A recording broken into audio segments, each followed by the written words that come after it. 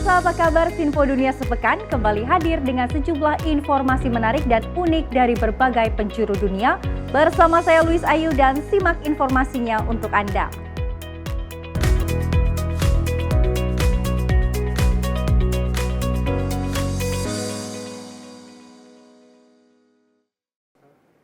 Kita awali informasi yang pertama, pemirsa, masih dalam suasana bulan suci Ramadan.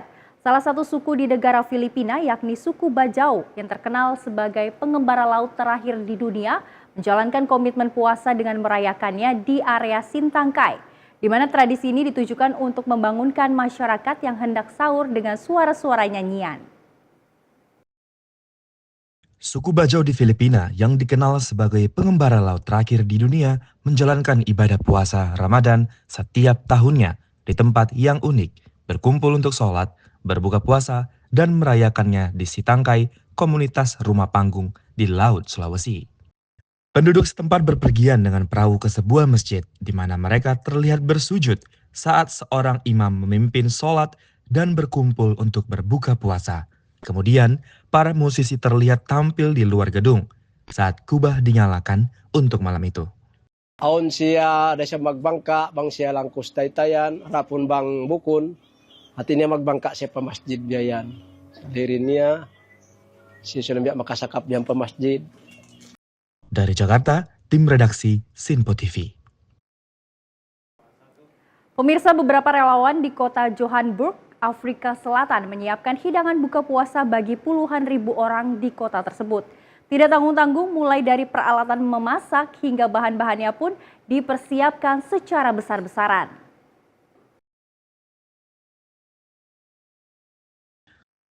Para relawan telah bekerja tanpa lelah untuk menyiapkan sup halem sebanyak 7.800 liter yang bertujuan untuk memberikan makan ribuan orang yang membutuhkan selama berbuka puasa secara besar-besaran saat umat Islam di seluruh dunia menjalankan bulan suci Ramadan. Salah satu relawan mengungkapkan fungsi utamanya adalah untuk melayani kemanusiaan dan memenuhi kebutuhan orang miskin dan yang membutuhkan. Jack dapat menampung hingga 7.800 liter halim, cukup untuk memberikan makan 40.000 hingga 50.000 orang sekaligus. Bagi banyak orang di masyarakat, makanan ini merupakan penyelamat selama bulan suci Ramadan. So what we do, we cook the dal only, the rest of the ingredients like the chicken and the masala and the onions and things, we braise it in the big egg. So only thing what we do here is boil the dal and put the dal, add the dal. Our dal takes long to boil, you see. Dari Jakarta, tim redaksi Sinpo TV. Beralih ke informasi selanjutnya, pemirsa, Museum Bangunan Nasional di Ibu Kota Amerika Serikat mengadakan pameran baru yang menampilkan lebih dari 2.500 artefak langka. Di pameran ini yang disebut dengan Visible Vault Open Collection ini, pengunjung bisa mendapatkan gambaran sekilas mengenai sejarah arsitektur dan konstruksi Amerika. Behind me, everyone asks about. We actually want to start making a list of what people think it is. I personally think it looks like something from Star Wars or a time machine. No one guesses that it is actually an early copy or blueprint machine. Direktur Koleksi National Building Museum, Nancy Bateman, mendemonstrasikan salah satu dari sekian banyak artefak dalam pameran terbaru di Washington, D.C. yang disebut Visible Vault Open Collections. Ada lebih dari 2.500 barang yang menggambarkan sejarah arsitektur dan konstruksi Amerika. Banyak di antaranya tersimpan dalam koleksi tertutup selama beberapa dekade. Menurut Direktur Museum, ada beragam karya arsitektur dalam pameran ini. Here you're going to see models and work that you're going to from processes from I.M. Pei, from Frank Gehry, from Cesar Pelli. Then you're going to see some of the most beautiful and beautifully designed and laid out historic tools collections, our brick collection, our maquettes, our World War II. You know, there's just so many things that you from. Perlu waktu 5 tahun untuk menyusun pameran ini.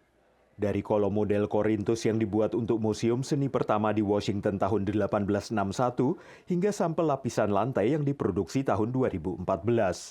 Yang terberat dalam koleksi ini adalah mesin pembengkok lembaran besi dari tahun 1906 yang beratnya sekitar 159 kg. Yang paling terkenal adalah gulungan linoleum merek Armstrong dari tahun 1932 yang banyak ditemukan di hampir semua dapur di Amerika pada pertengahan abad ke-20.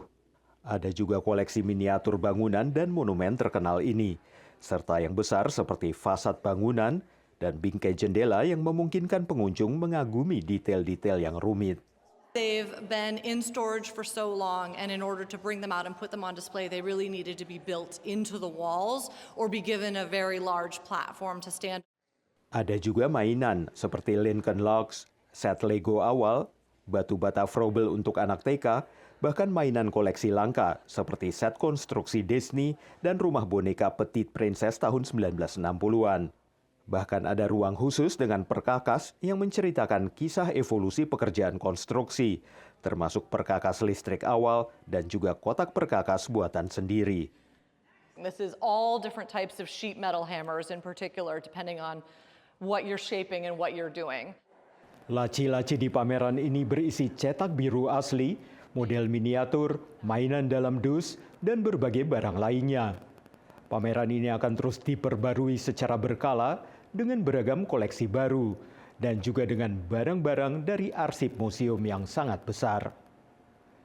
Dari Washington DC, saya Helmi Yohanes dan tim VOA. Pemirsa, banyak lahan luas di India Utara menjadi terlantar akibat ditinggalkan para petani karena tidak lagi menguntungkan ataupun terganggu oleh hewan liar. Dan kini warga desa yang dipimpin kaum perempuan mulai memulihkannya dan memanfaatkan lahan-lahan terlantar itu untuk membantu peningkatan pendapatan mereka. Anuradha Devi sedang mempersiapkan ladang keluarganya yang telah berubah menjadi gersang setelah mereka menerlantarkan pertanian di negara bagian Himachal Pradesh Utara ini. हमारी ज़मीन में अलग-अलग टुकड़ों में है, जैसे वो दूर है थोड़ी और हम इकट्ठे काम करते हैं और छोड़ हमने इसलिए दी क्योंकि विवाल आते हैं. Setahun lalu, bekerja sama dengan beberapa pemilik lahan yang bersebelahan, ia menanam tanaman seperti kamomil. Bertani di lahan yang lebih luas dan menanam tanaman herbal, bunga dan buah beri, bukan tanaman tradisional seperti gandum, membuatnya mampu menghasilkan $500. Dan ini membuat hidupnya lebih mudah. हमारा घर का खर्च नहीं चलता था और खेती जो करते थे तो हमारा घर का ही होता था. पैसों की मुश्किल थी, बच्चों की फीस ली जा रही थी. Di India, ukuran rata-rata lahan pertanian telah menyusut karena pembagian lahan yang diwariskan dari generasi ke generasi. Bahkan ladang-ladang kecil yang dimiliki para petani sering tidak bersebelahan, sehingga membuat pertanian menjadi tidak layak. Lahan-lahan yang luas berubah menjadi tanah kosong. Kini sejumlah keluarga pedesaan menggabungkan tanah mereka untuk memulai kembali pertanian. Sonu Rana dan suaminya Rajiv Chauhan memelopori inisiatif yang dipimpin oleh warga ini. Mereka menghadapi masalah yang sama ketika mereka kembali dari kota untuk bertani di tanah mereka yang juga terpencar-pencar dan telah terdegradasi. हमें जितनी भी फैमिलीज थी 3-4 जिनकी जमीन थी हमने मिलके उस जमीन को बनाया लेमन ग्रास लगाया और जब हमने उसको देखा कि हमने 2-3 हम तो ऑप्शन सेल कर पाए उसकी टी वाले जो है उनको टी जो भी बनाते हैं टी कंपनीज उनको देन भी रियलाइज कि यहाँ के लिए जो फॉर्मूला वर्क करेगा वो यही है कि जिनकी भी है जमीनें आसपास उन लोगों को इकट्ठा करो. Untuk mengatasi masalah hewan liar yang memakan tanaman, mereka beralih menanam tanaman seperti kamomil, jahe, dan bunga-bungaan sebagai pengganti padi dan gandum yang telah ditanam selama beberapa generasi. Lebih dari 20 keluarga mengikuti jejak mereka.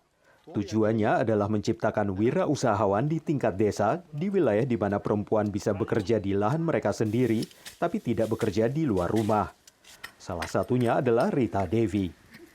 8-10 लोगों का समूह बना लिया, उसको मिलके इकट्ठा काम किया, उसके अच्छी तरह से बना लिया, फिर उसमें खेती उगाना शुरू कर दी.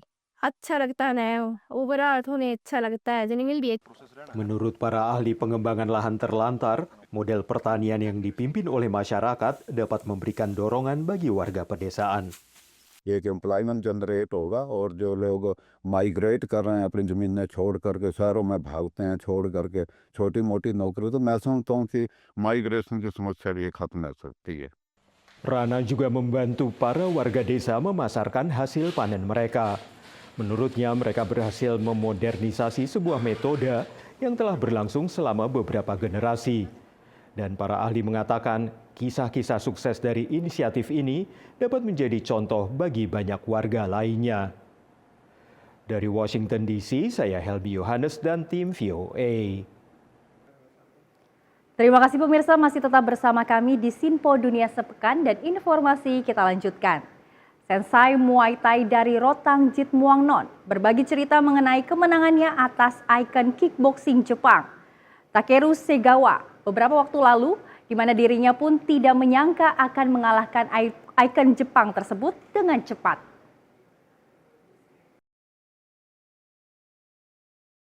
Kickboxer asal Thailand Rotang Jitmuangnon mengungkapkan rasa hormatnya yang mendalam kepada kickboxer asal Jepang, yaitu Takeru. Rotang mengakui ketangguhan petarung Jepang tersebut, di mana Takeru adalah salah satu petarung terbaik di dunia. Semangatnya tidak pernah pudar. Dirinya berpikir pertarungan ini akan berlangsung secara lebih lama. Pada beberapa waktu lalu, Rotang mengungkapkan hal tersebut saat konferensi pers soal KO ronde pertamanya dengan kickboxer asal Jepang Takeru Segawa. ก็ตอนแรกไม่ได้คิดครับแต่ก็แค่วางแผนไว้เพราะว่าเราได้ซ้อมแล้วก็ทำการบ้านมาอย่างหนักก่อนที่จะเจอทาเครุผมได้ดูทุกจุดของทาเครุในการชกเราต้องออกลูกแบบไหนแล้วเราต้องดักลูกแบบไหนแล้วก็ลูกฮุกซ้ายผมก็ทำการบ้านกับเทรนเนอร์กับโค้ชที่บ้านมาตลอดจนไม่คิดไม่ฝันว่าจะใช้ได้ผลในยกแรกครับ Dari Jakarta, tim redaksi Sinpo TV. Pemirsa, CEO Meta belum lama ini mengumumkan akan ada ruang lebih luas untuk berekspresi di Facebook dan Instagram. Meta berencana menghentikan pengecekan fakta oleh pihak ketiga dan menggantinya dengan pembahasan oleh komunitas pengguna. Tapi hal ini mengundang reaksi dari berbagai pengamat. Jika ada perusahaan teknologi yang menuai kritik tajam dari Presiden terpilih Donald Trump, maka itu adalah Meta, perusahaan induk Facebook dan Instagram. Sejak Pilpres Amerika, Meta telah berupaya memperbaiki hubungannya dengan Trump yang bersiap kembali ke Gedung Putih. Perusahaan ini menyumbangkan $1 juta untuk dana pelantikan Trump. Awal Januari ini, CEO Meta Mark Zuckerberg mengumumkan perubahan untuk memastikan akan ada lebih banyak ruang untuk berbicara di Facebook dan platform Meta lainnya.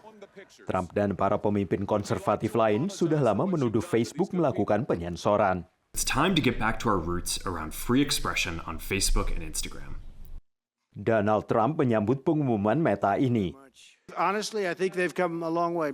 Di Amerika Serikat, Facebook akan berhenti memakai pengecek fakta dari pihak ketiga. Sebagai gantinya, komunitas pengguna lah yang akan menandai dan membahas postingan.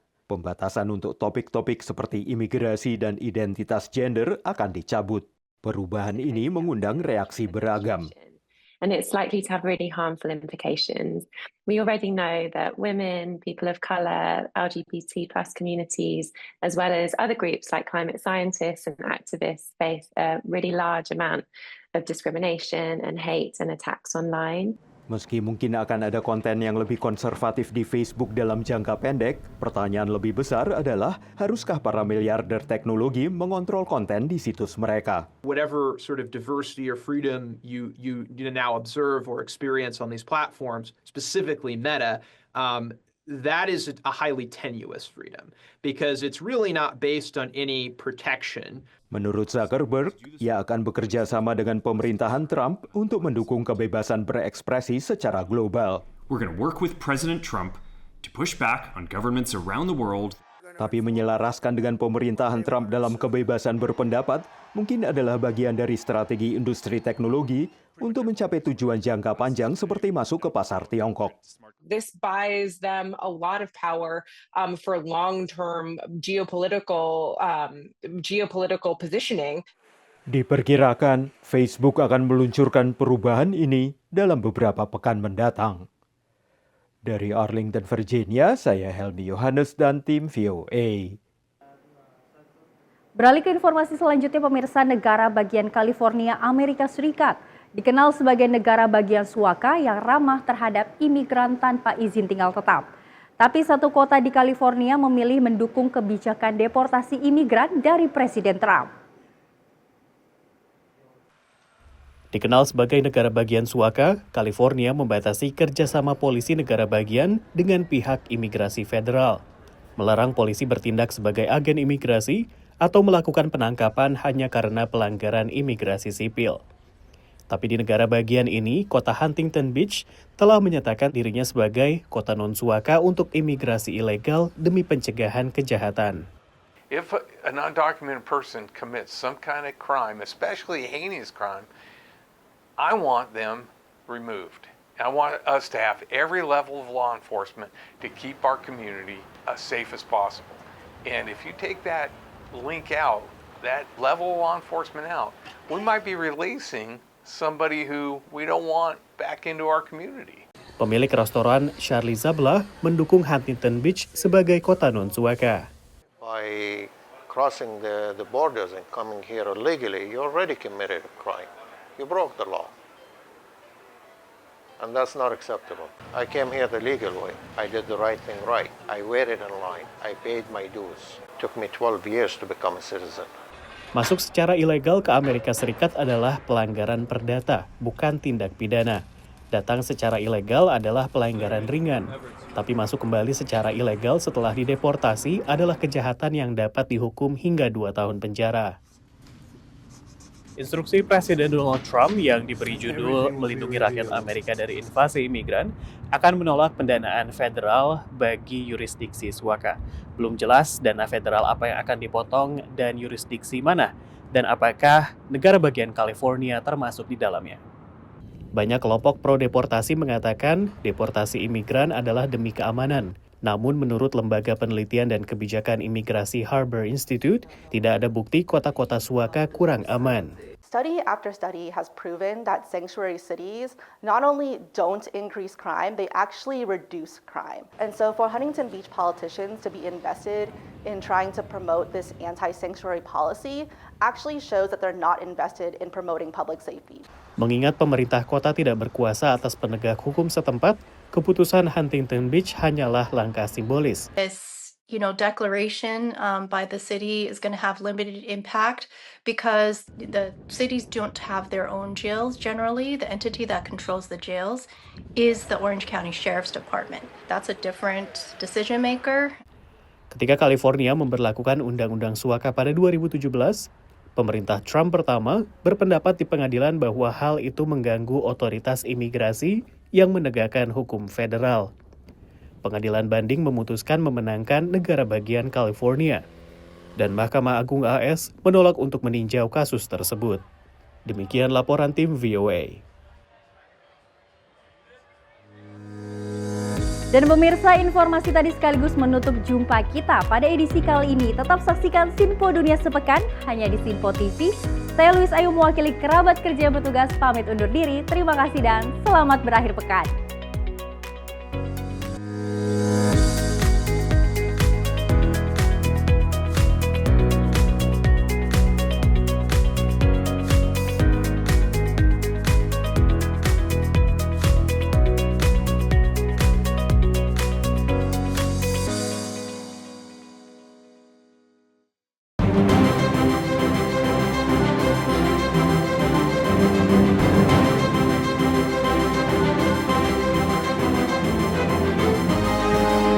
Sinpo TV, News, Sport, Entertainment.